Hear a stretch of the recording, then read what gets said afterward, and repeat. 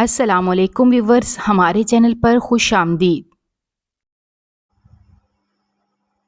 وہ بحریہ town phase 2 میں داخل ہو چکی تھی اور تیز تیز قدم اٹھا رہی تھی۔ آج گرمی بہت شدید تھی، جس کی وجہ سے چند لمحوں میں ہی وہ پسینے میں شرابور ہو چکے تھے۔ رکشے والا اسے مین گیٹ تک چھوڑ کر گیا تھا، مگر آگے اس نے پیدل ہی جانا تھا۔ آس پاس بڑے بڑے گھر بنے ہوئے تھے، سارے گھر ہی بہت خوبصورت تھے۔ اس کی آنکھیں کھلی کی کھلی رہ گئی۔ زندگی میں پہلی بار اسے اتنے بڑے گھر میں ٹیوشن ملی تھی، یہ بھی اس نے بہت ہی محنت کے بعد حاصل کی تھی۔ وہ لوگ اسے اچھا خاصا پے کر رہے تھے۔ اس نے ایڈریس ڈھونڈا مگر وہ غائب تھا۔ اس کا دل زور زور سے اندر دھڑکنے لگا۔ اس نے اپنے ذہن پر زور ڈالنے کی کوشش کی تو اسے یاد آیا کہ اسے 13 نمبر گھر میں جانا تھا۔ ایک لمحے کے لیے دن میں آیا کہ اپنی سوتیلی بہن کو کال کر کے پوچھ لے، اگر پھر یہ سوچ کے خاموش ہو گئی کہ اس کی سوتیلی ماں ہنگامہ کھڑا کرے گی کہ تم نے میری بیٹی کی نیند خراب کر دی ہے۔ گھر میں صرف وہی تھی جو کہ کمانے کے لیے نکلتی تھی۔ اس کی ماں اور اس کی سوتیلی بہن تو عیاشی کرتے تھے۔ اس نے نہ صرف گھر کا نظام چلایا ہوا تھا بلکہ اس کے ساتھ ساتھ وہ اپنی یونیورسٹی کے بھی سارے ایکسپنسز خود ہی مینیج کرتی تھی۔ وہ حد سے زیادہ خوبصورت اور معصوم تھی، ہر کسی کی باتوں میں آ جاتی تھی۔ دادی جان اسے ہمیشہ ہی سمجھاتی تھی اور اسے دلانے کی کوشش کرتی تھی، مگر وہ کوئی نہ کوئی ایسی بے وقوفی کر دیتی کہ بعد میں پچھتاتی رہتی۔ وہ 13 نمبر گھر کے سامنے جا کر کھڑی ہو گئی۔ ایک بڑا سا جالی کا گیٹ لگا ہوا تھا، سامنے کوئی بھی گارڈ نہیں کھڑا تھا اور گیٹ بھی ہلکا سا کھلا ہوا تھا۔ وہ کچھ سوچتے ہوئے اس گھر کے اندر داخل ہو گئی۔ اچانک ہی اس کی نظر انگوروں کی بیل پر پڑی۔ وہ کچے انگور تھے، اسے بچپن سے بہت زیادہ پسند تھے۔ اس کے لبوں پر ایک شرارتی سی مسکراہٹ پھیل گئی۔ بچپن کے لمحات اس کی نظروں کے سامنے گھومنے لگے تھے۔ اس نے سوچا کیوں نہ بچپن کی یاد کو تازہ کر لیا جائے۔ سائم خانزادہ جو کہ اپنے کمرے کی بالکنی میں کچھ دیر پہلے ہی آ کر کھڑا ہوا تھا اور کسی امپورٹنٹ بزنس ڈیل کو ڈسکس کر رہا تھا، جب اس نے ایک اجنبی لڑکی کو بے دھڑک اپنے گھر کے اندر داخل ہوتے ہوئے دیکھا تو اس کے ماتھے پر بل پڑ گئے۔ اس نے جلدی سے کال کاٹی اور مضبوط قدم اٹھاتا ہوا نیچے کی طرف چلا گیا۔ دوسری طرف وہ انگوروں کی بیل کے پاس پہنچ گئی تھی۔ اس سے پہلے کہ وہ ان کو ہاتھ لگاتی اسے کتے کی بھونکنے کی آواز سنائی تھی۔ اسے لگا کہ اس کا دل سینے سے نکل کر باہر آ جائے گا۔ اسے کتوں سے بہت زیادہ ڈر لگتا تھا۔ بچپن میں ایک بار اس کے پیچھے کتا لگا تھا، جس کے بعد وہ بہت زیادہ خوفزدہ ہو گئی تھی۔ اب وہ ان کو دیکھتی تھی تو اس کی حالت خراب ہونے لگتی تھی۔ جیسے ہی وہ پلٹی اس کو لگا کہ وہ اگلا سانس نہیں لے پائے گی۔ سامنے بہت بڑا کالے رنگ کا شکاری کتا کھڑا تھا، جس کی زبان باہر نکلی ہوئی تھی۔ اس کی آنکھیں لال تھیں۔ یہ دیکھ کر اس کا زور زور سے دھڑکنے لگا تھا۔ جیسے ہی وہ کتا اس کی طرف بڑھا، اس نے تیز تیز بھاگنا شروع کر دیا۔ وہ دونوں اس چھوٹے سے لان میں بھاگ رہے تھے، جبکہ سائم خانزادہ تھوڑے ہی فاصلے پر کھڑا پرسکون انداز میں یہ منظر دیکھ رہا تھا۔ اس نے سیٹی بجائی تو کتا فوراً سے اپنی جگہ پر گیا، جبکہ وہ سائم خانزادہ کے سینے سے جا کر ٹکرائی۔ اسے اپنی دنیا گھومتی ہوئی محسوس ہو رہی تھی۔ اس کا سر زور زور سے چکرانے لگا تھا۔ اس سے پہلے کہ وہ لڑکھڑا کر زمین پر گرتی، سائم نے اس کو دونوں بازوؤں سے پکڑ کر تھام لیا۔ جب سائم کی نظر اس کے چہرے پر پڑی تو اس کے دل کو کچھ ہوا۔ وہ بلا شبہ حسن کا مجسمہ تھی اور آسمان سے اتری ہوئی کوئی پری معلوم ہوتی تھی۔ سادہ سے لباس میں بھی اس کا حسن نکھر کر سامنے آ رہا تھا۔ ایسا نہیں تھا کہ سائم نے کبھی زندگی میں خوبصورت لڑکیاں نہیں دیکھی تھیں۔ اس کی زندگی میں ایک سے بڑھ کر ایک لڑکی آئی تھی، مگر جو معصومیت اس لڑکی کے چہرے پر تھی وہ کسی اور کے چہرے پر کہاں تھی۔ تم کون ہو اور یہاں پر کیا کر رہے ہو؟ اس نے رعبدار انداز میں کہا تو وہ آنکھوں میں آنسو لیے معصومیت سے اس کے چہرے کی طرف دیکھتے ہوئے بولی، میں یہاں پر ٹیوشن پڑھانے کے لیے آئی تھی۔ یہ سن کر سائم کے لبوں پر ایک طنزیہ سی مسکراہٹ پھیل گئی۔ تمہیں کیا میں شکل سے بے وقوف لگتا ہوں؟ پلوشا نے جلدی سے ہاں میں گردن ہلائی۔ غلطی کا احساس ہونے پر وہ اسی گردن کو نفی میں ہلانے لگی۔ سائم نے غصے سے دانت پیسے، میں تمہیں پولیس کے حوالے کروں گا، پلیز ایسا مت کریں۔ دیکھیں، میری بات کا یقین کریں، میں واقعی یہاں پر ٹیوشن پڑھانے کے لیے آئی تھی۔ اس میں دوبارہ سے اپنے بیگ میں ایڈریس تلاش کرنا شروع کر دیا اور اس بار ایڈریس اسے مل بھی گیا تھا۔ اس نے وہ پڑھے بغیر ہی سائم کے حوالے کیا، جس کو خود ابھی تک گنتی ٹھیک سے نہیں آتی تھی۔ وہ کسی اور کو ٹیوشن کیا پڑھائے گی؟ سائم کے لہجے پر اس نے سوالیہ انداز میں اس کے چہرے کی طرف دیکھا۔ میں سمجھی نہیں آپ کی بات کو۔ محترمہ، یہاں پر 14 نمبر گھر لکھا ہوا ہے اور آپ اس وقت 13 نمبر گھر میں موجود ہیں۔ اوہ، آئی ایم ریئلی سوری۔ اس نے بے ساختہ اپنے ماتھے پر ہاتھ مارا۔ دوسری طرف سے اسے ان بچوں کی مدر کی بھی کال آنے لگی تھی جس نے اسے اپنے بچوں کو پڑھانے کے لیے بلایا تھا۔ وہ وہاں سے جا چکی تھی۔ سائم اس وقت تک اس کی پشت کو دیکھتا رہا تھا جب تک کہ وہ اس کی نظروں سے اوجھل نہیں ہوئی۔ اس کے جانے کے بعد اس نے اپنی پیشانی کو مسلا اور اس کے چہرے کو اپنے ذہن سے جھٹکنے کی کوشش کی، جو کہ اب شاید مشکل ہی کام تھا۔ اسے آفس کی جانب سے کال آ چکی تھی۔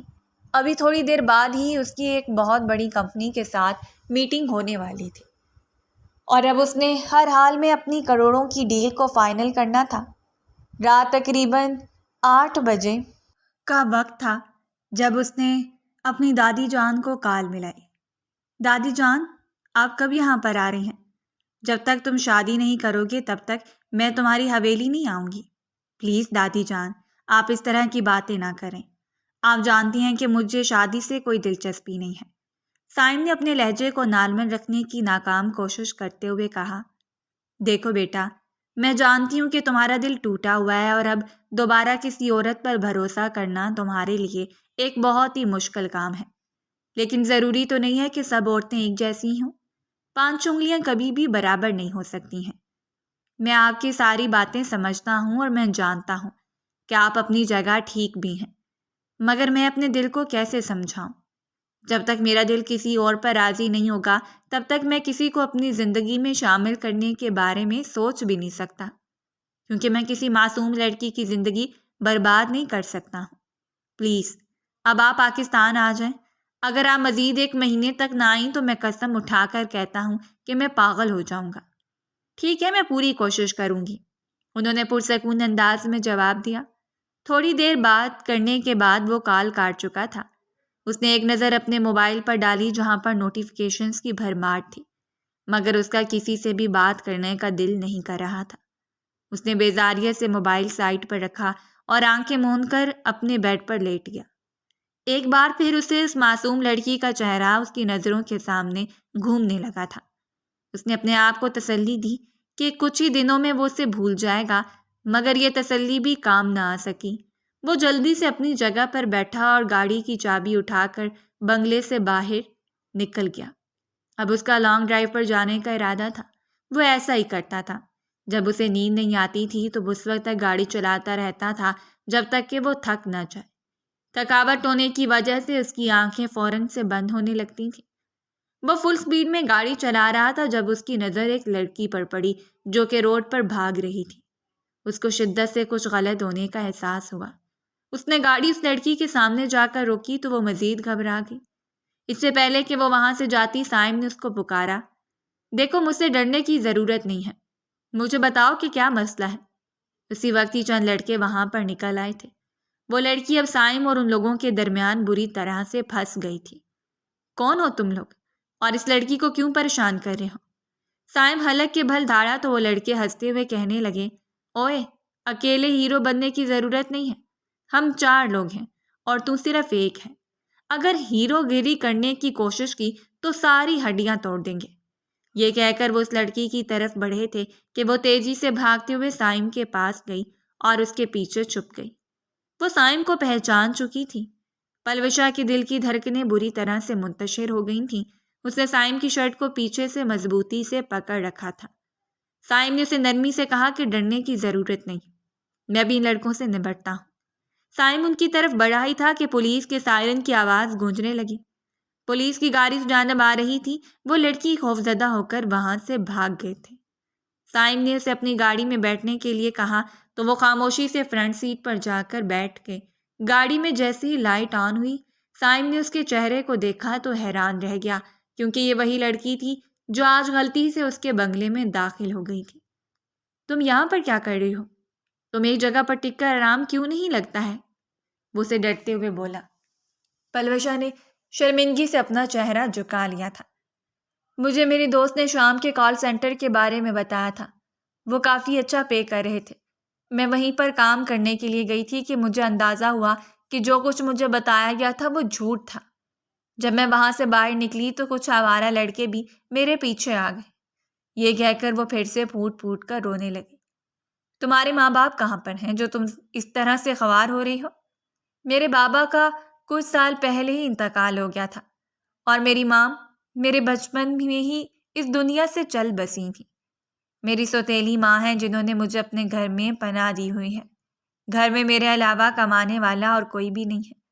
اس نے اسے یہ نہیں بتایا تھا کہ ہر مہینے ہی اس کے باپ کی پینشن آتی ہے جو کہ اس کی سوتیلی ماں اور ان کی بیٹی کی عیاشیوں میں چلی جاتی ہے۔ مجال ہے جو پینشن کا ایک حصہ بھی گھر کے راشن پر خرچ کرتے ہوں۔ ابھی اس کا سیمسٹر بریک چل رہا تھا جس کی وجہ سے وہ ایک ساتھ دو نوکریاں کرنے کے بارے میں سوچ رہی تھی۔ سائم یکدم ہی چپ کر گیا۔ تمہاری آج کی ٹیوشن کا کیا بنا؟ کیا وہ فائنل ہو گئی ہے؟ وہ نہیں جانتا تھا کہ وہ اس سے کیوں سوال کر رہا ہے، وہ کیوں اس کی پرسنل لائف میں دلچسپی لے رہا ہے۔ جی سب کچھ کلیئر ہو گیا ہے، کل سے میں انہیں ریگولر پڑھایا کروں گی اور وہ کافی اچھے پے بھی دے رہے ہیں۔ اس نے سائم کو اپنے محلے سے تھوڑے ہی فاصلے پر گاڑی روکنے کے لیے کہا تھا۔ اگر آپ میرے ساتھ چلے گئے تو محلے والے دیکھ کر باتیں بنائیں گے اور میرے لیے زندگی مزید مشکل ہو جائے گی۔ میں نہیں چاہتی کہ میرے لیے کسی بھی قسم کی مشکلات کھڑی ہوں۔ اس نے اپنا سر جھکاتے ہوئے شرمندگی سے کہا۔ سائم کو اس پر بہت ترس آ رہا تھا۔ وہ چھوٹی سی تھی، اس کی عمر بامشکل 20 سال تھی، مگر چھوٹی سی عمر میں ہی اس کے کندھوں پر بہت سی ذمہ داریاں آ گئی تھیں۔ تھوڑا سا وقت مزید گزرا تو پلوشا کو اندازہ ہو گیا تھا کہ سائم اس کے کلائنٹ کا بزنس پارٹنر بھی تھا اور ان کی آپس میں کافی اچھی دوستی بھی تھی۔ ایک دوسرے کے گھر میں آنا جانا، پھر سے اکثر جب وہ بچوں کو ٹیوشن پڑھا رہی ہوتی تھی تو سائم لاؤنج سے گزرتا تھا، مگر وہ اس پر ایک نظر ڈالنا نہیں بھولتا تھا۔ وہ اسے ہمیشہ ہی اپنی موجودگی کا احساس دلاتا تھا۔ کبھی کبھار تو وہ تھوڑی سی کنفیوز ہو جاتی تھی اور کبھی کبھار پریشان ہو جاتی تھی۔ جن بچوں کو وہ ٹیوشن پڑھاتی تھی ان کی ایک بڑی بہن بھی تھی جو اس کی ہی ایج کی تھی۔ وہ دیکھتی تھی کہ وہ لڑکی سائم میں کافی دلچسپی لیتی ہے۔ خیر اسے اس سب سے کوئی پرواہ نہیں تھی، اسے صرف اور صرف اپنے پیسوں سے مطلب تھا۔ ایک دن جب وہ ٹیوشن پڑھانے کے لیے گئی تو اسے چیخوں کی آواز سنائی دینے لگی۔ وہ بہت بری طرح سے گھبرا گئی تھی۔ جب کمرے کے اندر داخل ہوئی تو دیکھا کہ صنم کے کپڑے بازو سے پھٹے ہوئے تھے۔ سامنے ہی سائم کھڑا تھا۔ صنم اونچی اونچی آواز میں رو رہی تھی، چلا رہی تھی اور مدد کے لیے پکار رہی تھی۔ پلوشا کو دیکھ کر صنم بھاگتی ہوئی اس کے پاس گئی اور اس کے گلے لگ کر پھوٹ پھوٹ کر رونے لگی۔ اس نے میرے ساتھ زبردستی کرنے کی کوشش کی ہے، یہ میرے ساتھ… وہ بات مکمل ہی نہیں کر پائی تھی کہ پھر سے اونچی اونچی آواز میں رونا شروع کر دیا تھا۔ شور کی آواز سن کر اس کے گھر والے بھی وہاں پر پہنچ گئے تھے۔ آمنہ بیگم نے جب یہ منظر دیکھا تو ان کے ماتھے پر بل پڑ گئے، جبکہ سائم پرسکون انداز میں ایک سائڈ پر کھڑا تھا اور وہ پلوشا کو گھوڑے جا رہا تھا۔ وہ دیکھنا چاہتا تھا کہ پلوشا اس صورت میں کیا کرے گی۔ اور پھر اس دن پلوشا صاحبہ نے اپنی زندگی کی سب سے بڑی غلطی کر دی تھی۔ بغیر کچھ جانے، بغیر کسی چیز کا اندازہ لگائے انہوں نے سائم خانزادہ کو قصوروار ٹھہرا دیا تھا اور اس چھوٹی سی لڑکی کا ساتھ دیا تھا جو کہ اس کی گود میں بے ہوش پڑی ہوئی تھی۔ اس سے پہلے کہ صنم کا باپ سائم کا گریبان پکڑتا، سائم نے اس کے ہاتھوں کے درمیان میں ہی روک لیا اور اس کمرے میں لگے کیمرے کی طرف اشارہ کرتے ہوئے کہا، ابھی اور اسی وقت آپ اس کمرے کی فوٹیج نکالیں گے، اور اگر میں قصوروار ہوا تو میں قسم اٹھا کر کہتا ہوں کہ میں خود پولیس اسٹیشن جاؤں گا اور انہیں ہتھکڑیاں پہنانے کے لیے کہوں گا۔ لیکن اگر میری کوئی غلطی نہ ہوئی تو یہاں پر موجود ایک ایک شخص سے میں اس کی غلطی کا حساب لوں گا۔ اس نے پلوشا کو گھورتے ہوئے کہا تھا۔ صنم کا بابا سائم کا ایک بہت اچھا بزنس پارٹنر بھی تھا اور اگر سائم وہ ڈیل توڑ دیتا تو صنم کا باپ روڈ پر آ جاتا۔ تھوڑی دیر میں ریکارڈنگ نکالی گئی تھی جس میں صنم پہلے سائم سے اپنی محبت کا اظہار کر رہی تھی۔ وہ اس کی منتیں کر رہی تھی اور اس کے قدموں میں گری ہوئی تھی کہ سائم اس کو اپنا لے، وہ اسے بے تحاشا محبت کرتی ہے۔ سائم اس کو سمجھا رہا تھا کہ ایسا ممکن نہیں ہو سکتا۔ اس نے ہمیشہ اس کو اپنی چھوٹی بہن کے طور پر دیکھا ہے، وہ اسے نہیں اپنا سکتا۔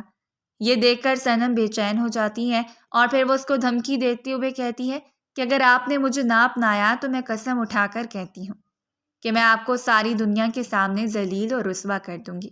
یہ کہہ کر اس نے اپنے کپڑے پھاڑنا شروع کر دیے تھے کہ اسی وقت ہی پلوشا کمرے کے اندر داخل ہو گئی تھی اور اس نے صائم کے خلاف گواہی دے کر اپنی زندگی کی سب سے بڑی غلطی کر دی تھی۔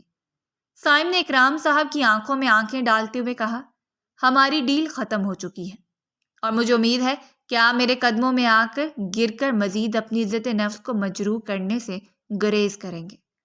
انہوں نے صائم کو روکنا چاہا تھا مگر وہ اپنا بازو چھڑواتا ہوا وہاں سے جا چکا تھا۔ پلوشا کو اپنی فکر ہو رہی تھی، وہ کیسے ہی حرکت کر سکتی تھی۔ صائم جس نے اس کی اس رات مدد کی تھی جب اسے سب سے زیادہ ضرورت تھی، اور اس نے اسی شخص کے خلاف گواہی دے دی تھی۔ یا اللہ، میں کیا کروں؟ اس نے غصے بھری نظر زمین پر پڑی ہوئی صنم پر ڈالی اور پھر اگلے ہی دن اس نے وہ ٹیوشن بھی چھوڑ دی تھی۔ صنم کی ماں نے اسے ایک اچھی خاصی رقم دی تھی تاکہ وہ اپنا منہ بند رکھے۔ جب اس دن اپنے گھر کے اندر داخل ہوئی تو اس کی سوتیلی ماں پیار بھرے انداز میں اس کے چہرے کو دیکھ رہی تھی۔ وہ جلدی سے آگے بڑھی اور اس کو ایک جھٹکے سے اپنے سینے سے لگا لیا۔ وہ پریشان ہو گئی تھی۔ آج تو پہلے سے پیش آنے والے حادثے کی وجہ سے وہ بہت زیادہ ٹینشن میں تھی اور اپنی ماں کا یہ رویہ دیکھ کر اس کو شدت سے کچھ غلط ہونے کا احساس ہوا تھا۔ اس کے ذہن میں ہزاروں اس طرح کے سوالات گھومنے لگے تھے اور اپنی سوتیلی ماں کے ایک نکمے بھتیجے کا چہرہ بھی اس کی آنکھوں کے سامنے آ گیا تھا۔ کہیں وہ اس کے ساتھ اس کا رشتہ تو نہیں طے کر چکی؟ یہ خیال آتے ہی اس کا وجود خوف سے لرزنے لگا تھا۔ میری بیٹی نے کچھ کھایا ہے؟ انہوں نے پیار سے اس کے چہرے پر ہاتھ پھیرتے ہوئے کہا تو اس نے نفی میں سر ہلا دیا۔ اس کی سوتیلی ماں اپنی آنکھوں میں آنسو لے آئی اور اس کا ہاتھ مضبوطی سے پکڑتے ہوئے کہنے لگی، مجھے اپنی غلطی کا احساس ہو گیا ہے۔ مجھے تمہارے ساتھ برا سلوک نہیں کرنا چاہیے تھا۔ میں نے ہمیشہ ہی تمہارے ساتھ زیادتی کی ہے، مگر میں وعدہ کرتی ہوں کہ اب تمہارے ساتھ کچھ بھی غلط نہیں ہوگا۔ اب میں تمہیں اپنی سکی بیٹی بنا کر رکھوں گی اور اب تمہیں کوئی ضرورت نہیں ہے یہ چھوٹی موٹی نوکریاں کرنے کی۔ آرام سے اپنے گھر پر بیٹھو، پڑھائی کی طرف توجہ دو اور تمہاری یونیورسٹی کی فیس بھی میں خود ہی ادا کر دوں گی۔ اسے لگ رہا تھا کہ شاید اس کی سوتیلی ماں کی طبیعت خراب ہے۔ جب اس نے یہی سوال اپنی ماں سے پوچھا تو وہاں سے ہو کے کہنے لگی، جانتی ہوں کہ تمہارے لیے یقین کرنا بہت مشکل ہے لیکن یہی سچ ہے۔ آج مجھے احساس ہو گیا ہے کہ میں نے تمہارے ساتھ ناانصافی کی ہے، اور اگر کل کو تمہارا باپ جب قیامت کے دن مجھ سے پوچھے گا کہ میں نے اسی بیٹی کا کیسے خیال رکھا تو میں اس کو کیا جواب دوں گی؟ میں قیامت کے لیے تمہارے باپ کے سامنے اور اپنے رب کے سامنے شرمندہ نہیں ہونا چاہتی ہوں۔ یہ کہہ کر انہوں نے اسے اس کے کمرے میں بھیج دیا تھا۔ نہ تو انہوں نے اپنی سوتیلی بیٹی سے گھر کے کام کروائے تھے اور نہ ہی اسے کھانا بنانے کے لیے کہا تھا۔ جب وہ کمرے میں داخل ہوئی تو سامنے اس کے سوتیلی بہن ناک منہ چڑھا کر بیٹھی ہوئی تھی۔ اس کو دیکھ کر وہ طنزیہ سے انداز میں مسکرانے لگی اور کہنے لگی، پہلے مجھے لگا تھا کہ تمہاری قسمت بہت ہی اچھی ہے اور مجھے تمہاری قسمت سے جیلسی ہونے لگی تھی، مگر اب مجھے احساس ہو رہا ہے کہ تم کس قدر بدقسمت عورت ہو۔ کیا مطلب ہے تمہارا؟ میں سمجھی نہیں ہوں۔ پلوشا نے اسے سوال کیا تو لاپرواہی کا اظہار کرتے ہوئے بولی، بہت جلد ہی تمہیں سب کچھ سمجھ آ جائے گا، تھوڑا سا انتظار کر لو۔ ایک تو تم بھی نہ ہر چیز کے لیے اتاولی ہو جاتی ہو۔ خیر دیکھو، امی تمہارے لیے نئے جوڑے لائی ہیں۔ یہ کہہ کر اس نے پلوشا کو نئے کپڑے دکھائے۔ نہ جانے کتنے عرصے کے بعد وہ نیا جوڑا پہن رہی تھی۔ اس کے اندر چھوٹا سا بچہ پھر سے جاگ اٹھا تھا۔ اس کی خوشیاں اس کے چہرے سے صاف واضح ہو رہی تھیں۔ اگلے دن وہ جی بھر کر سوتی رہی تھی۔ تقریباً 2 بجے کے قریب جا کر اس کی آنکھ کھلی تو وہ تھوڑی سی پریشان ہو گئی، لیکن جب باہر گئی تو اس کی ماں نے بہت ہی پیار سے اسے ناشتے کے بارے میں پوچھا اور پھر اس کے بعد اس کے لیے خود آلو کے پراٹھے بنائے تھے۔ اس کی زندگی یکدم ہی چینج ہو گئی تھی۔ وہ خود کو ہواؤں میں اڑتا ہوا محسوس کر رہی تھی۔ رات تقریباً 11 بجے کا وقت تھا۔ وہ اپنے کمرے میں بیٹھی کتاب پڑھ رہی تھی جب اس کا موبائل بجا۔ اس نے دیکھا کہ ایک انجان نمبر سے کال آ رہی تھی۔ اس کا دل زور زور سے دھڑکنے لگا، کیونکہ جب بھی وہ کسی اجنبی نمبر سے آتی ہوئی کال دیکھتی تھی تو اس کی نظروں کے سامنے سائم خانزادہ کا چہرہ گھومنے لگتا تھا۔ السلام علیکم محترمہ، کیسی ہیں آپ؟ دوسری طرف جانی پہچانی آواز سن کر اس کا دل زور زور سے دھڑکنے لگا تھا۔ جس بات کا ڈر تھا وہی ہوا تھا، اور وہ کل کسی اور کی نہیں بلکہ سائم خانزادہ کی تھی۔ کافی دنوں سے آپ کو یاد کرنے کے بارے میں سوچ رہا تھا، مگر مجھے وقت ہی نہیں مل رہا تھا۔ اپنے باقی دشمنوں سے تمہیں بدلہ لینے میں کامیاب ہو گیا ہوں اور اب صرف آپ ہی رہتے ہیں۔ دیکھیں، مجھے معاف کر دیں، مجھ سے غلطی ہو گئی۔ میرا ایسا کوئی بھی ارادہ نہیں تھا۔ آپ نے میرے کردار پر وار کیا ہے محترمہ۔ سوچیے اگر وہاں پر کیمرہ نہ ہوتا تو میں کیسے خود کو جسٹیفائی کرتا۔ جو ایک گواہ تھی اس نے میرے خلاف گواہی دے دی تھی۔ اگر میری جگہ پر آپ ہوتے تو آپ بھی ایسا بالکل بھی نہیں۔ میں خاموش ہو جاتا کیونکہ مجھے حقیقت کا علم نہیں تھا۔ جب تک آپ کو حقیقت کا علم نہ ہو تب تک آپ کو گواہی دینے کا کوئی حق نہیں ہے۔ آپ جو کچھ بھی کہیں میں کرنے کے لیے تیار ہوں۔ اگر آپ کہیں گے تو آپ کے قدموں میں گر کر آپ سے معافی مانگنے کے لیے بھی تیار ہوں۔ اب اسے سب کا وقت گزر چکا ہے، اب جو کرنا ہے میں نے خود ہی کرنا ہے۔ اب آپ کو صرف اور صرف اپنے آپ کو ذہنی طور پر تیار کرنا ہے تاکہ آپ میرے سامنے اپنے کیے کا حساب دے سکیں۔ یہ کہہ کر اس نے کال کاٹ دی تھی۔ وہ اسے الارم دے چکا تھا۔ وہ بے چینی سے اٹھی اور اپنے کمرے سے باہر نکل گئی۔ اس نے سوچا کہ وہ اپنی سوتیلی ماں کو اس بارے میں بتائے۔ ہو سکتا ہے کہ اس کی ماں اس کا ساتھ دے۔ جب اس نے یہ ساری کہانی سنائی تو اس کی ماں لاپرواہی کا اظہار کرتے ہوئے کہنے لگی، کچھ بھی نہیں ہوگا، وہ تمہارا کچھ بھی نہیں بگاڑ سکتا ہے۔ تمہیں پریشان ہونے کی یا ٹینشن لینے کی ضرورت نہیں ہے۔ امی، کیا ایسا ہو سکتا ہے کہ میں کچھ عرصے کے لیے اپنی خالہ جان کے گھر چلی جاؤں؟ بالکل بھی نہیں۔ خبردار جو تم نے اس گھر سے قدم بھی باہر نکالا، ورنہ میں تمہاری ٹانگیں توڑ دوں گی۔ ان کی بات سن کر وہ حیران رہ گئی تھی۔ اس کو شدت سے کچھ غلط ہونے کا احساس ہو رہا تھا۔ دوسری طرف اس کی بہن تھی، اسے عجیب و غریب قسم کی باتیں کرتی تھی جس سے وہ بہت زیادہ کنفیوز ہو جاتی تھی۔ جب وہ اس بارے میں اپنی سوتیلی ماں سے پوچھتی تو وہ اسے کہہ دیتی کہ یہ صرف تمہارا وہم ہے۔ میں اپنی بیٹی کو سمجھاؤں گی کہ وہ باز آ جائے، اور اگر اس نے میری بات نہیں مانی تو میں اس کے ساتھ سختی کروں گی۔ وہ اس کی سائڈ لیتی تھی۔ اس سب کے باوجود بھی وہ اپنی زندگی میں کسی چیز کی کمی محسوس ہو رہی تھی، اور وہ چیز اعتماد کی تھی۔ چاہ کر بھی وہ اپنی ماں پر بھروسہ نہیں کر پا رہی تھی۔ اس رات نیند اس کی آنکھوں سے کوسوں دور تھی۔ وہ پانی پینے کے لیے اٹھی، کچن میں گئی ہی تھی کہ باہر سے باتیں کرنے کی آواز سنائی دی۔ وہ کوئی مردانہ آواز تھی۔ وہ آواز جانی پہچانی معلوم ہو رہی تھی۔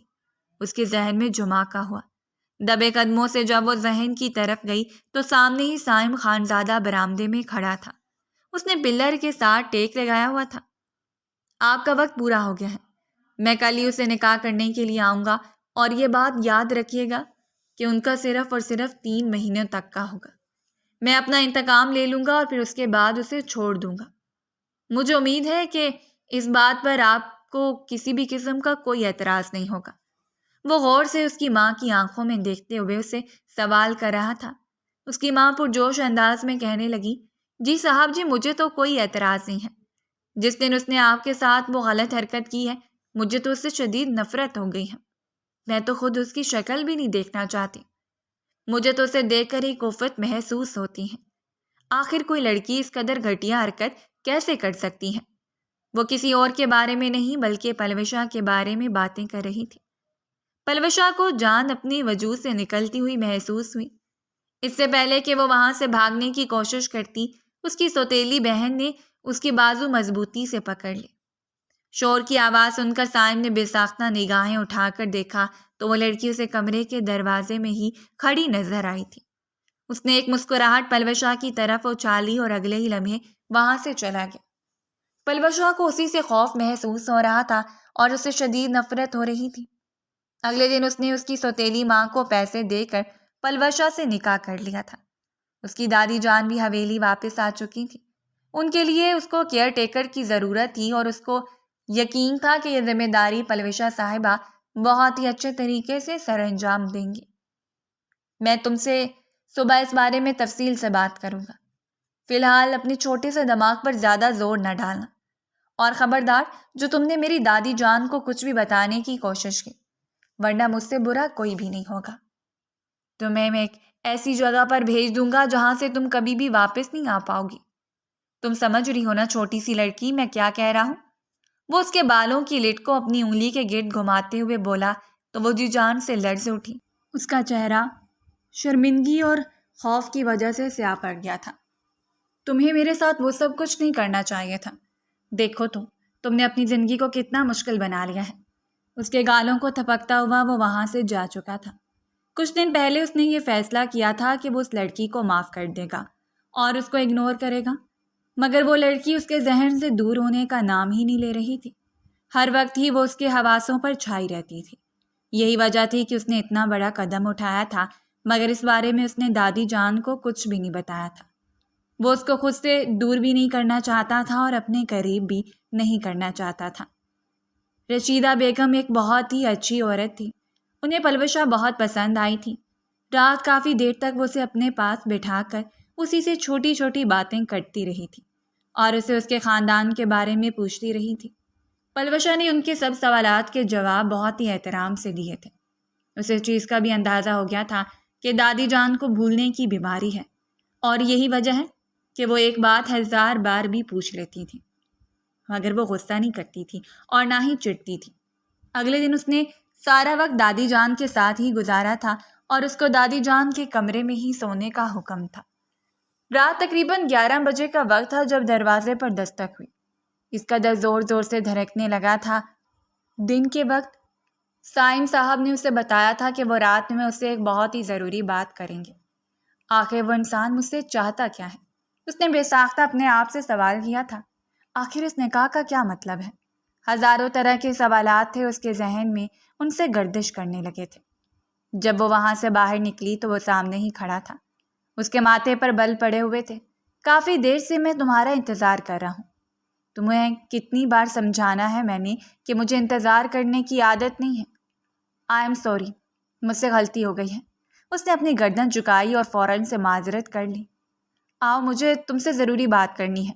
وہ اسے لے کر اسٹڈی روم میں چلا گیا تھا۔ میں چاہتا ہوں کہ تم دادی جان کا بہت زیادہ خیال رکھو اور مجھے کسی بھی قسم کی شکایت کا موقع نہ دو۔ میں نے تمہاری ماں کو اسی چیز کے ہی پیسے دیے ہیں۔ تو اسے سر سے لے کر پاؤں تک دیکھتے ہوئے تلخ لہجے میں بولا، پھر آپ نے مجھ سے نکاح کیوں کیا؟ اگر آپ نے، یہ تم سے تمہاری اس غلطی کا بدلہ لینے کے لیے تھا۔ اب تم ساری زندگی میری دسترس میں رہو گی، اب تم ساری زندگی میری قید میں گزارو گی۔ اس نے بے یقینی سے نظریں اٹھا کر اس ظالم انسان کے چہرے کی طرف دیکھا جس کے سینے میں دل نہیں بلکہ پتھر تھا۔ آپ میرے ساتھ ایسا نہیں کر سکتے۔ آپ مجھے اپنی قید میں نہیں رکھ سکتے۔ میں جو جی چائے میں آئے وہ کر سکتا ہوں۔ اب تک تو تمہیں اس بات کا اندازہ ہو ہی جانا چاہیے تھا۔ تم نے میرے خلاف گواہی دے کر بہت بڑی غلطی کی تھی۔ اب ساری زندگی تو میں اسی غلطی کا ہی خمیازہ بھگتنا ہوگا، اور اگر میں انکار کر دوں، انکار کی کوئی گنجائش نہیں کرتی ہی نہیں ہے، کیونکہ تم جانتی ہو کہ میں تمہارے ساتھ کیا کچھ کر سکتا ہوں۔ آپ مجھے دھمکی دے رہے ہیں یا نہیں؟ میں بس تمہیں سمجھانے کی کوشش کر رہا ہوں۔ اگر خاموشی سے میری بات مانتی رہو گی تو بہت ہی فائدے میں رہو گی۔ کیا مجھے اپنی بیوی، اس سے پہلے کہ وہ مزید کچھ چاہتی وہ اونچی اونچی آواز میں ہنسنے لگا۔ اتنا ہنسا کہ اس کی آنکھوں سے پانی نکلنے لگا تھا۔ وہ بہت زیادہ شرمندہ ہو گئی تھی۔ تمہیں پتہ ہے، تم جیسے غریب لڑکیوں کے مجھے اسی لیے ہی بہت شدید نفرت ہے، کیونکہ تم بہت جلدی خوش فہمی پال لیتی ہو۔ تمہیں لگتا ہے کہ میں تمہیں اپنی بیوی کے روپ میں قبول کروں گا، یعنی میں، سائم خانزادہ، ایک بہت بڑا بزنس مین، جاگیردار کا بیٹا ایک معمولی سی غریب لڑکی کو اپنی بیوی کے روپ میں قبول کرے گا؟ یہ کہہ کر وہ پھر سے ہنسنے لگا تھا۔ میرا سٹینڈرڈ ابھی اتنا گرا نہیں ہے جو میں تم سے شادی کروں گا۔ کیا تمہیں اپنی کلاس کے سامنے اپنی بیوی کے روپ میں متعارف کرواؤں گا؟ تم ساری زندگی اس گھر میں ایک نوکرانی کی حیثیت سے رہو گی۔ ہم لوگوں کا نکاح سب لوگوں کی نگاہوں سے پوشیدہ رہے گا، اور اگر میں سب کو جا کر بتا دوں؟ اس نے معصومیت سے آنکھیں ٹمٹما کر اسے دھمکی دیتے ہوئے کہا۔ سائم کے لبوں پر نہ چاہتے ہوئے بھی ہلکی سی مسکراہٹ آ گئی تھی۔ اس لڑکی کو ٹھیک طرح سے دھمکی دینا بھی نہیں آتا تھا۔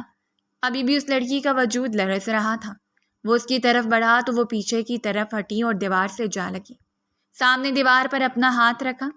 اگر تم میں اتنی ہمت ہے تو میں تمہیں ابھی چیلنج کرتا ہوں، جا کر پولیس کو بتا دو، انہیں کہہ دو کہ میں تمہارے ساتھ زبردستی کر رہا ہوں، میں نے تمہیں اپنے قید میں رکھا ہوا ہے، پھر میں انہیں جا کر وہ نکاح نامہ دکھا دوں گا جس میں تم نے اپنی مرضی سے دستخط کیے تھے، اور میں گواہوں کے طور پر تمہاری ماں اور اپنے کچھ دوستوں کو بھی پولیس کے سامنے پیش کر دوں گا، جو اس بات کی گواہی دیں گے کہ تم شرعی طور پر میری بیوی ہو۔ اگر میں چاہوں تو تمہیں پاگل بھی ثابت کر سکتا ہوں۔ مجھے امید ہے کہ تم اس طرح کا رسک لینے کی کوشش نہیں کرو گی۔ وہ اسے بری طرح سے ڈرا چکا تھا۔ چلو اب دادی جان کو کمرے میں جاؤ، انہیں تمہاری ضرورت ہوگی۔ یہ کہہ کر اس نے اسے وہاں سے جانے کے لیے کہا۔ وہ تھکے ہوئے قدموں کے ساتھ باہر نکلی تھی۔ یا اللہ، ہمیشہ میرے ساتھ ہی ایسا کیوں ہوتا ہے؟ اس نے آسمان کی طرف دیکھتے ہوئے اپنے رب سے فریاد کی تھی۔ اسے تو آگے بڑھنا تھا، اسے تو ایک بہت بڑی پوسٹ پر جانا تھا، اسے تو اپنی ساری خواہشات کو پورا کرنا تھا، مگر یہ کیا؟ زندگی ایک دم سے ہی رک گئی تھی۔ اس دادی جان گھر پر نہیں تھی، وہ اپنی بیٹی کے گھر رہنے کے لیے گئی تھی۔ سائم کو اس کی دادی جان کے ساتھ بھیجنا چاہتا تھا، مگر اس کی پھپھو نے سختی سے منع کر دیا تھا کہ میں اپنی امی کا خیال خود رکھ سکتی ہوں، تو میں اس طرح کی فارمیلٹی کرنے کی ضرورت نہیں ہے۔ اسی وجہ سے وہ خاموش ہو گیا تھا۔ اس نے صبح سے ہی پلوشا کو اپنے کاموں میں لگایا ہوا تھا۔ پہلے وہ اس کی کبرڈ سیٹ کرتی رہی تھی، اور پھر اس کے بعد اس نے اس کے کمرے کی صفائی کی تھی۔ ملازمہ سے کہہ کر وہ اس کے کمرے کی سیٹنگ بھی چینج کر چکی تھی۔ اب اس کے کمرے کی حالت بہت ہی اچھی لگ رہی تھی۔ پچھلے کچھ عرصے سے وہ بہت زیادہ مصروف تھا، زیادہ تر وقت لیپ ٹاپ کے آگے بیٹھ کر بھی گزار دیتا تھا۔ کمرے میں جگہ جگہ منہ کی فائلز پڑی ہوئی تھیں جب اس کی نظر ایک کاغذ پر پڑی جو اس کے نکاح کا تھا، اوریجنل ڈاکومنٹ تھا۔ اس نے وہ اٹھایا اور جلدی سے اپنی چادر کے نیچے چھپا دیا۔ وہ اسے اپنے کمرے میں لے جا چکی تھی۔ اسے الماری میں رکھنے کے بعد جب وہ پلٹی تو سامنے ہی سائم خان زادہ کھڑا تھا۔ کیا ہوا ہے؟ ڈر کیوں گئی ہو؟ یوں لگ رہا ہے جیسے تم نے کوئی بھوت دیکھ لیا ہو۔ نہیں، ایسی کوئی بات نہیں ہے، اس نے فوراً سے صفائی پیش کی۔ کیا کرنے کا ارادہ ہے؟ سائم اس کے قریب جا کر کھڑا ہوا تو وہ پیچھے کی طرف ہٹی۔ کچھ بھی تو نہیں، اس نے آنکھیں ٹمٹماتے ہوئے جواب دیا۔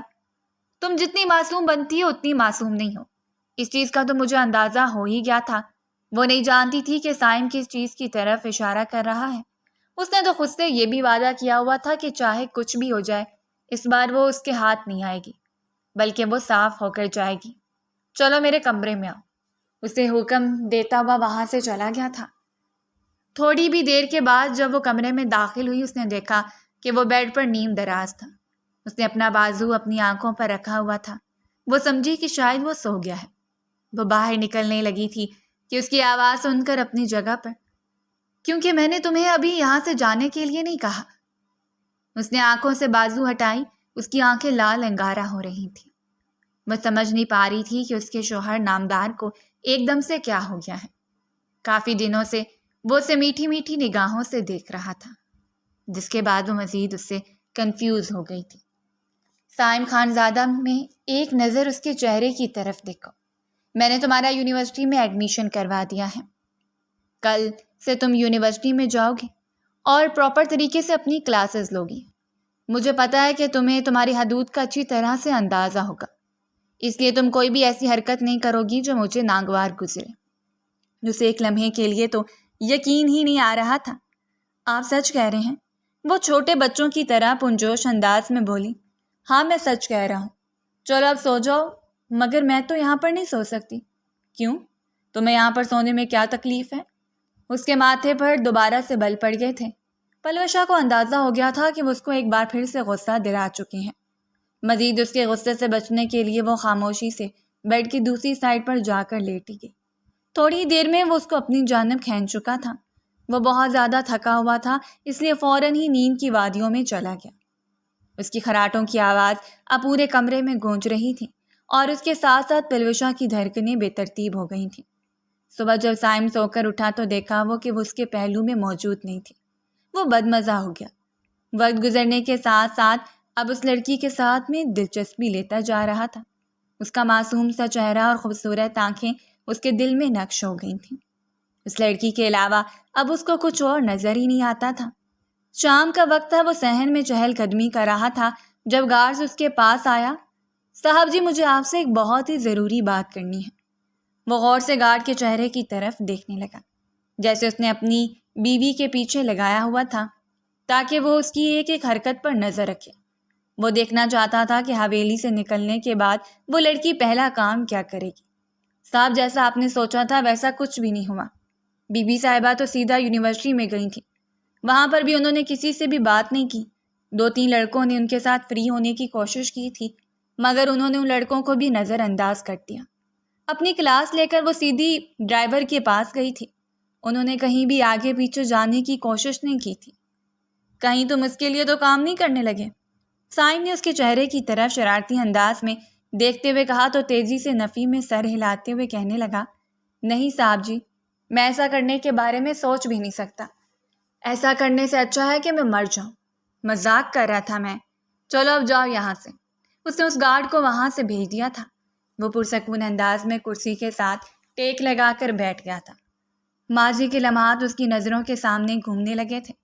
آج سے 3 سال پہلے یونیورسٹی کے زمانے میں ہی اسے ایک لڑکی سے محبت ہو گئی تھی۔ وہ بھی شکل سے بے تحاشا معصوم نظر آتی تھی اور بے تحاشا حسین بھی تھی۔ اس لڑکی کی معصومیت پر ہی مر مٹا تھا۔ جب بھی کوئی مسئلہ ہوتا تھا وہ لڑکی بھاگی ہوئی سائم کے پاس آتی تھی اور اس کے سامنے روتی اور اس کو مدد کے لیے کہتی تھی۔ اس کے آنسو سائم کو اپنے دل پر گرتے ہوئے محسوس ہوتے تھے۔ وقت گزرنے کے ساتھ ساتھ سائم کو اس سے بے تحاشا محبت ہو گئی تھی اور وہ اسے واقعی میں نکاح کرنا چاہتا تھا۔ لیکن جب شادی کا وقت آیا تو اس لڑکی نے اس کو دھوکہ دے دیا تھا۔ وہ سائم کو چھوڑ کر اس کے دوست کے ساتھ نکاح کر چکی تھی، اور پھر اس دن کے بعد سائم کا عورت ذات پر سے اعتبار ہی اٹھ گیا تھا، اور معصوم عورتوں سے تو اسے ایک عجیب سی الجھن محسوس ہوتی تھی۔ مگر کافی عرصہ گزرنے کے بعد آج وہ وقت دوبارہ سے لوٹ آیا تھا، جب وہ ایک حسینہ کی معصومیت پر دوبارہ سے فدا ہو گیا تھا۔ اس کو یونیورسٹی میں جاتے ہوئے تقریباً 1 مہینہ گزر گیا تھا، اور اسے 1 مہینے میں اس نے کسی بھی کوئی شکایت نہیں لگائی تھی، نہ ہی کسی سے مدد کے لیے کہا تھا۔ جہاں تک دادی جان کا سوال تھا تو ان کو ساری حقیقت بتا چکی تھی، وہ ان سے کچھ چھپا نہیں سکتی تھی۔ دادی جان نے اس کو اپنے گلے سے لگا لیا اور پیار کرتے ہوئے کہا، میں نے تمہیں پہلے دن ہی اپنی بیٹی تسلیم کر لیا تھا، اور جس انداز میں میرا پوتا تمہاری طرف دیکھ رہا تھا مجھے پتہ چل گیا تھا کہ تم دونوں میں ضرور کچھ نہ کچھ چل رہا ہے، مگر مجھے اندازہ نہیں تھا کہ اس نے تم سے نکاح کیا ہوگا۔ تم فکر مت کرو، وہ تمہیں نہیں چھوڑے گا اور نہ ہی کبھی تم سے دور جائے گا، اور اگر اس کو تم سے انتقام ہی لینا ہوتا اور اس کو تو چھوڑنا ہی ہوتا تو وہ کبھی بھی تم سے نکاح نہ کرتا۔ کیا فائدہ ہے اس نکاح کا دادی جان، جب وہ مجھے اپنی بیوی ہی تسلیم نہیں کرتے ہیں۔ میری جان، میں تمہارے جذبات کو بہت اچھے طریقے سے سمجھتی ہوں اور تمہارے جذبات کی قدر بھی کرتی ہوں، لیکن کچھ چیزوں میں وقت لگتا ہے، کچھ کام دیر سے سر انجام پاتے ہیں۔ اس کا پہلے ایک بار یقین ٹوٹ چکا ہے اور اب اسے دوبارہ اعتبار کرتے ہوئے خوف محسوس ہو رہا ہے۔ یہ کہہ کر انہوں نے پیار سے اس کا سر اپنے سینے سے ٹکا دیا تھا۔ اگلے دن جب وہ ناشتے کی ٹیبل پر آیا تو دادی جان نے اسے کہا کہ میں نے اپنی بیٹی کے لیے بہت ہی اچھا رشتہ دیکھا ہے، لڑکا بہت ہی امیر ہے، کافی اچھے گھرانے سے تعلق رکھتا ہے، مجھے یقین ہے کہ میری پیاری بیٹی وہاں پر بہت خوش رہے گی۔ وہ اس وقت پلوشا کی طرف اشارہ کر رہی تھی۔ اس کا کھانا کھاتا ہوا ہاتھ رک گیا تھا۔ سائم نے بے یقینی سے اپنی دادی جان کے چہرے کی طرف دیکھا۔ ایسا نہیں ہو سکتا، اس کی شادی نہیں ہو سکتی۔ کیوں بھائی، اس کی شادی کیوں نہیں ہو سکتی ہے؟ جوان ہے، خوبصورت ہے، اور سب سے بڑھ کے یہ بہت ہی اچھی لڑکی ہے۔ سائم نے اپنے اندر اٹھتے ہوئے لاوے پر قابو پانے کی ناممکن کوشش کی تھی اور غصے سے کرسی پھینکتا ہوا وہاں سے چلا گیا۔ اس کے بعد اس نے بعد میں بلوشا کو سائڈ پر ہوگا اور اس کا ہاتھ پکڑ کر اسے ایک جھٹکے سے اپنی جانب کھینچا اور اس کی آنکھوں میں دیکھتے ہوئے کہا، تمہیں کچھ زیادہ ہی خوشی نہیں ہو رہی تھی؟ تم تو شکر ادا کرو گی کہ مجھ سے تمہارا پیچھا چھوٹ جائے گا۔ وہ نہ جانے کیوں چھوٹی چھوٹی بات پر خفا ہو رہا تھا۔ میں نے تو کچھ بھی نہیں کیا، اس نے آنکھیں ٹمٹماتے ہوئے کہا۔ آپ کو ان ساری چیزوں سے کیوں فرق پڑ رہا ہے؟ آپ نے خود ہی تو مجھے کہا تھا کہ آپ کبھی بھی مجھے اپنی بیوی کے روپ میں تسلیم نہیں کریں گے۔ وہ اس کا ہاتھ پکڑ کر اسے زبردستی دادی جان کے کمرے میں لے کر گیا اور مضبوط لہجے میں بولا، دادی جان، میں نے اس سے نکاح کر چکا ہوں، یہ میری بیوی ہے اور اس کے ہوتے ہوئے اپنے کسی اور سے شادی نہیں کر سکتا۔ اسے اس چھوٹی سی لڑکی کے لیے لاپرواہی برداشت نہیں ہوئی تھی۔ وہ حیران ہو رہا تھا کہ وہ چھوٹی سی لڑکی کیسے اتنی آسانی سے اسے دوسری شادی کی اجازت دے سکتی تھی۔ وہ جیلس بھی ہو رہا تھا۔ دادی جان کے علاوہ پر ایک دھیمی سی مسکراہٹ پھیل گئی تھی، جبکہ وہ بھی اسے دیکھ کر مسکرائے جا رہی تھی۔ تھوڑے ہی پڑھنے لگے تھے اسے ساری حقیقت سمجھنے میں۔